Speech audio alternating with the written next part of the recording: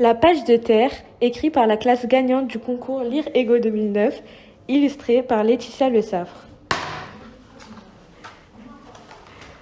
Amena est une petite fille africaine. Quand elle sort de sa case tôt le matin, elle dit au revoir à Chaka, son cousin, qui part à pied à l'école avec quelques provisions.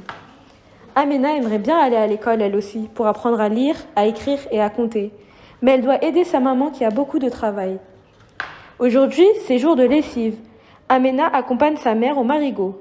Comme elle mouille le linge, le savonne, le frotte, le rince, l'essore et enfin l'étend sur l'herbe pour qu'il sèche.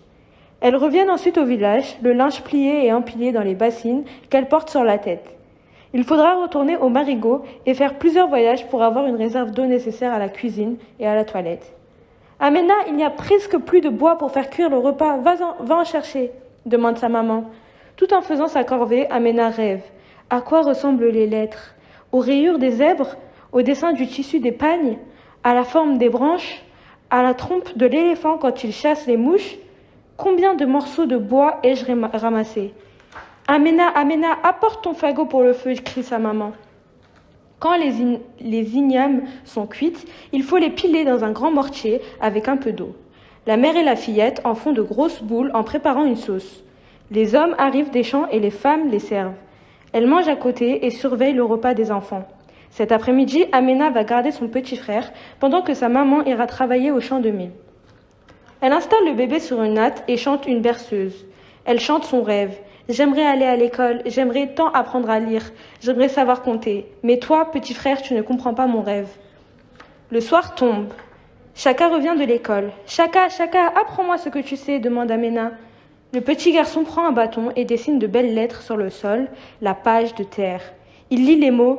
Répète, dit gentiment Chaka à Amena. Il est temps d'aller se coucher, les familles rentrent dans leurs cases. Le lendemain matin, Amena court voir sa page de terre pour réviser. Mais les lettres et les mots ont disparu. Est-ce la nuit? Est-ce le vent qui les ont emportés? Se demande la fillette. Des larmes coulent sur ses joues. Elle pense soudain au griot, le vent griot qui sait tout. Il est assis sous le baobab.